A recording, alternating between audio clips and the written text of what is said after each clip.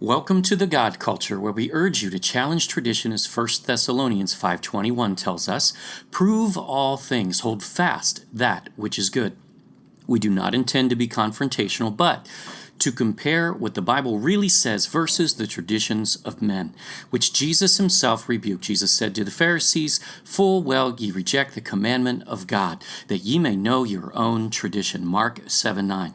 We are continuing our Solomon's Gold series today with a very appropriate topic. When was Jesus born? In 11b, we proved the year Messiah was born, 9 BC. And now we are going to prove the month. Originally, we had planned to provide the day in this video, but we felt it needed more context. So we split it out into a third video and will provide more detail on the actual day. That too coming very soon, right on the heels of this video. We know many of you are continuing from part 11b, so let's jump right into the meat of the word. Luke 1:26 through 28. And in the 6th month, the angel Gabriel was sent from God unto a city of Galilee named Nazareth, to a virgin espoused to a man whose name was Joseph, of the house of David, and the virgin's name was Mary. And the angel came in unto her and said, "Hail, thou that art highly favored, the Lord is with thee, and blessed art thou among women." Okay, video's over. That's it. That does it, right? Yahusha was conceived in the 6th month. Well, if only it were that simple.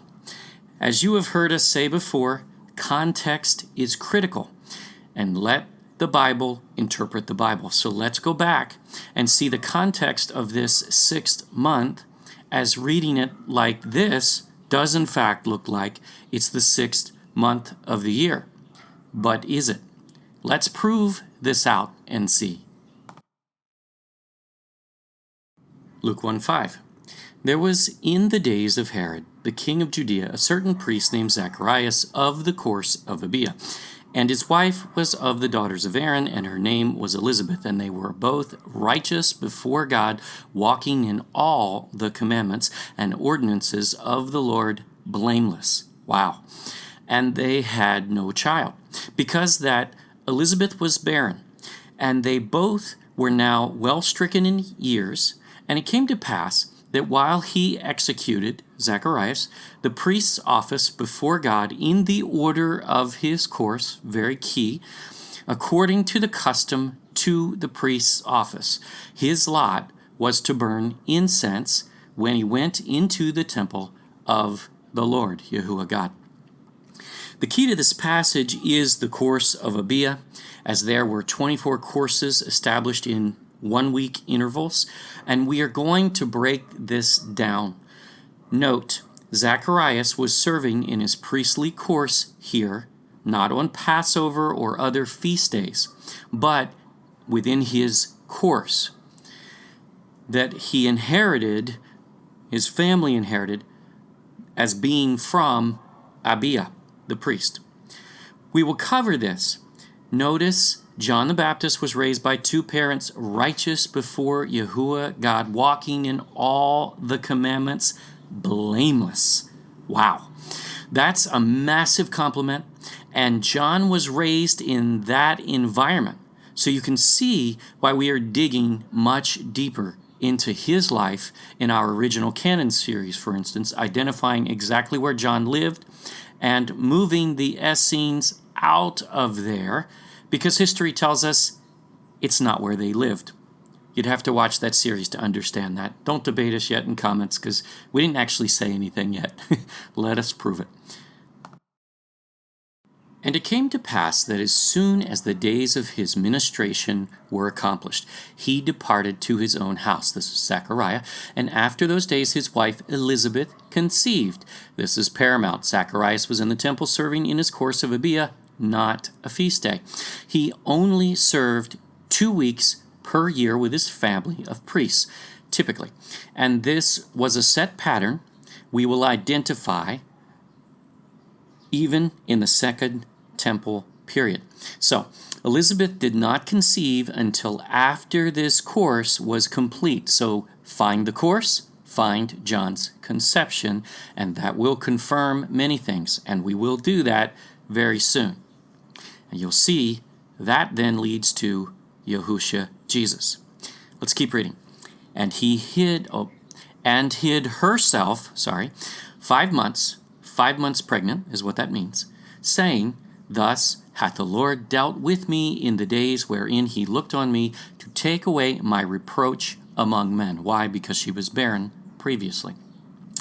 And in the 6th month, the angel Gabriel was sent from God unto a city of Galilee named Nazareth to a virgin spouse of man, blah, blah, blah. So that's that scripture that we started with. Now you're looking at it in context. And what we're told is that 6th month of the year is not a 6th month of the year. It's the 6th month of Elizabeth's pregnancy. Sound like splitting hairs? Well, it's monumental in its meaning. So we must vet this. We must figure this out in order to understand. Do we take this at face value when it says the 6th month, or is it the 6th month of Elizabeth's pregnancy? Or is Elizabeth 6 months pregnant in the 6th month? And the course of Abia will answer that question, and we'll get to it. Notice how we just read this, though, as it fits in the passage. This is how it is reviewed from the pulpit most of the time. But what if we have been missing something all these years? This is framed as the 6th month, but not the 6th month of the year, the 6th month of Elizabeth's pregnancy. We just want to be clear on that. Is that really what it says? Perhaps, and perhaps we will prove otherwise. The big question here is the word and. It was chosen by the translators, and it's a judgment call. In the Greek, the word used is usually de. It can mean, and that's what's used in this passage, it can mean and it has been translated that over 900 times in the Bible, so it is a legitimate translation. However, the word but is used for day over 1,200 times. So could it really mean but instead of and? Are we going to hinge our entire case on but or and, though? No. As you can see, though, we attempt to be thorough in vetting the truth, so follow us through this for a moment. If it's but, it completely separates the 6th month, whereas and could connect it to the previous verse, although it doesn't have to, where Elizabeth was 6 months pregnant. But what if Elizabeth were 6 months pregnant in the 6th month? You'll see where we're going here. And the angel answered and said unto her, The Holy Ghost shall come upon thee, and the power of the highest shall overshadow thee. Therefore also the holy thing which shall be born of thee shall be called the Son of God. And behold, thy cousin Elizabeth, she hath also conceived a son in her old age, and this is the 6th month with her, who was called barren. For with God nothing shall be impossible. And Mary said, Behold, the handmaid of the Lord, be it unto me according to thy word. And the angel departed from her. Now, this passage, as we read further, is clear that this time frame is definitely the 6th month of Elizabeth's pregnancy. But look at the wording of these two passages and just compare for a second, and then we're going to get into some real solid, concrete evidence and detail. And in the 6th month the angel Gabriel was sent from God unto a city of Galilee, named Nazareth, to a virgin. And behold, thy cousin Elizabeth, she hath also conceived a son in her old age, and this is the 6th month with her, who was called barren. So is Elizabeth 6 months pregnant in the 6th month? Is that conceivable? Because these are not similar in phraseology. Is that possible, or is this only referring to Elizabeth's 6th month of pregnancy, not the month of the year at all. We'll clarify this, and again, we'll use the Bible to interpret the Bible. What if it said but instead of and, which would be a reasonable translation as well, but let's look at it. It would read like this. No, we did not just add or take away from the Bible. That is ridiculous, so don't even bother making that comment, please. But we are trying to clarify a translator's choice here, that's all. So what if it said, but in the 6th month the angel Gabriel was sent from God unto a city of Galilee named Nazareth to a virgin? See the difference? This sounds simple. Very simplistic. We agree, but both of these videos started with a thought in a conversation together, just us folks in the God culture, where one of our team came in saying they read this passage again and something is missing because it looked to them like it actually says what it says, and it means what it says, and it says what it means. Well, we decided to explore the idea, and we have found this leads to much, and you're going to see what we mean very soon. Hang in there. We are about to get into some detail. So the progression here is Zacharias completes his temple service. Elizabeth conceives John the Baptist immediately following. Mary conceives in the 6th month when Elizabeth is 6 months pregnant. Now that would be the premise. Again, we will prove that out. Don't stop the video now and try to go into comments and debate because you got nothing to debate by yet. Let's chart this out and see what it means so we are clear. First, we are going to use the modern Hebrew months from the modern Hebrew calendar. None of these are mentioned in the Bible, by the way, as the name of Yahuwah God was removed from the Bible 7,000 times. But the Bible normally refers to a number for the month, and there are only 4 months that actually have mentioned in the Bible that we've found, and that's Abib being the 1st, the 2nd is Ziph, the 7th is Tishri, and the 8th is Bul. Now, none of these names are on the modern Hebrew calendar. So, anyway, how did this get replaced? In Babylon, as evidenced especially by the month of Tammuz, Tammuz being a false god, mentioned in the Bible along with the Queen of Heaven, a pagan goddess, according to Jeremiah, hundreds of years before Mary was born, by the way. So do you think Mary would appreciate that title? No, definitely not. And whose birthday is December 25th? Well, not Yahusha, Jesus, we're going to prove, but in fact, that is Tammuz's birthday. So do with that piece of information what you will, and we do encourage you to research that out because that's important to understand. So we'll use this calendar, but when we use something we know needs to be fixed because there is no necessarily replacement yet, we will always try to tell you so. So if Elizabeth was 6 months pregnant in the 6th Hebrew calendar month, that means John was conceived in the 12th month, Adar. Notice this does not match up exactly to the Greco-Roman calendar, so it's usually February, March, but it floats into each month, depending on the year. There are years where it even starts in January. We'll keep this in context. And John would be born then in Kislev, November, December, basically.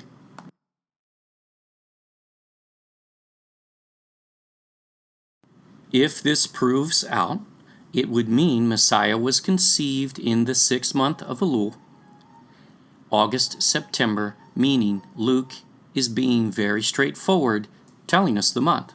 But we'll see.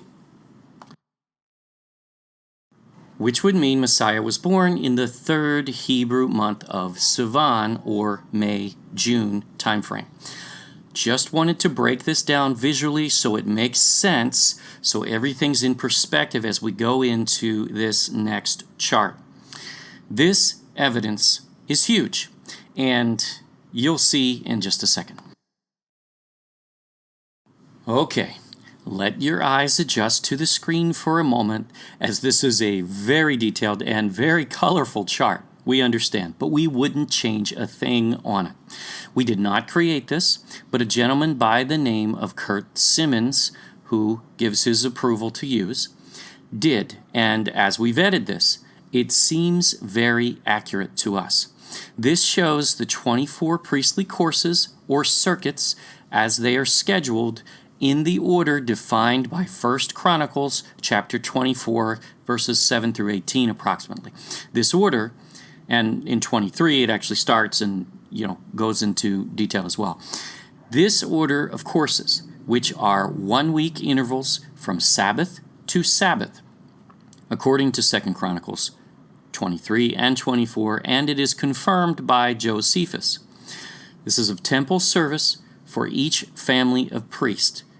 It repeats, but as it does not match the same number of weeks in a year, the week changes each year because there's 24 courses twice a year. That's 48 weeks. They're 52. So you have a disparity from year to year, so it changes, it floats. And this is why it requires a chart like this to figure out exactly what those courses are and how they would chart out over the years. Each family's priestly course would occur twice a year, basically. This chart shows this progression in which Abia, Zechariah's family course of service, is the 8th course of 24. And notice how it changes each year. Follow the red blocks down year over year from the left to the right. For complete methodology, Kurt Simmons has a website, and we show it on the screen. And his charts go over a couple of hundred years, in fact. So they are pretty thorough and well done. He did not create this for us, and he is even looking at a different year, but in all fairness, does not have the benefit of our research yet. Anyone questioning whether this would be the same in the Second Temple period, Luke already answered this question by identifying Zacharias still served in the course of Abia. This is an entire study, and actually, if you look at Ezra chapter 2, verses 36 through 39, you even find a list of priests returning from Babylon. Nehemiah 10 and 12 further confirm this priestly course in the Second Temple period being reconstituted, especially in light of Luke's words. You can see the years across the top line and follow all the way over to 10 BC, which we marked. Why 10? Because John the Baptist was conceived 6 months before Yahusha Jesus, who we proved was born in 9 BC. We blew the next part up in the upper right. Zacharias, in the 8th course of Abia, served in the temple twice that year. But it is the first on which you see here that we are interested. Why? Because you are about to watch it all come together. He served in the temple, Shivat, however you pronounce it, and we probably pronounce both wrong, and that's fine, 17 through 23. So 17 through 23 out of 30 days in the typical Hebrew month, the 17th through the 23rd. What comes 8 days later? The month of Adar, which should sound familiar because we went through that. We believe that is the month that John was conceived according to the passage that we're taking at face value, but we're doing so because of this research, because it proves it. Let's go back and take another look at the chart and simplify this, because we know this chart is a little complex, or at least hard to read on the screen. Here's our Hebrew calendar again. Zacharias completes his temple service on the last day of Shivat, the 11th month, on the 23rd day. Remember, it was the 17th through the 23rd, so the last day would be the 23rd. Just 1 week before Adar, 8 days specifically. On the Roman calendar, this is January 25th, 10 BC. John was conceived after Zacharias' temple service, but we are not provided an exact day within the month of Adar. It was likely early in the month, as we doubt he and Elizabeth wasted much time, and Yahuwah God is faithful. This matches Elizabeth being 6 months pregnant in the 6th-month Elul of the Hebrew year when Gabriel visited Mary.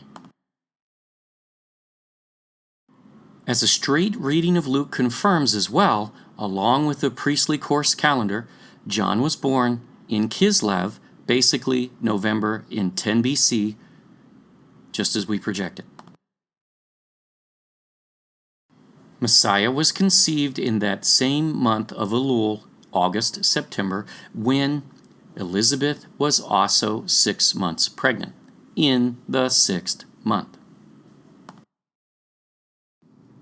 This means Messiah was born in the 3rd Hebrew month of Sivan, or May, June, on the Greco-Roman calendar, in 9 BC. 2 down. But why the month of Sivan? Is there a reason? Oh, you bet.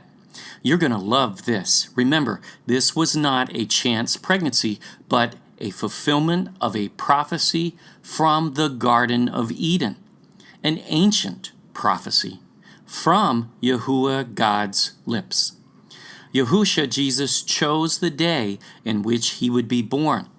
And when you find out what it represents, it will blow you away.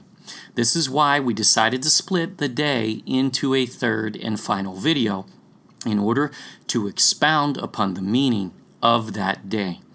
If you are watching as we upload, we cannot express how much we appreciate you and your comments. This 3rd video is almost ready and should be up within a day or 2. Thank you. So Sivan 3753 on the Hebrew calendar, or May, June, and we'll specify in 9 BC on the Greco-Roman calendar. Wow. After all these years, we really can know these things. Hallelujah. We thank you for watching our Solomon's Gold series. Make sure you are notified by YouTube as we upload new videos by clicking the subscribe button below this video. And be sure to click the bell as well. Share this with others. And check out our website at thegodculture.com.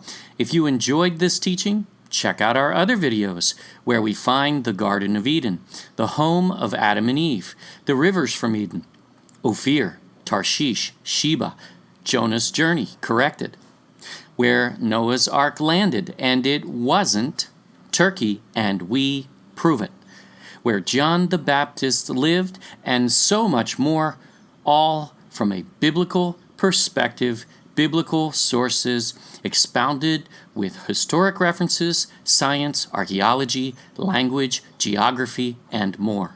Always remember to prove all things for yourself. Yahuwah God bless.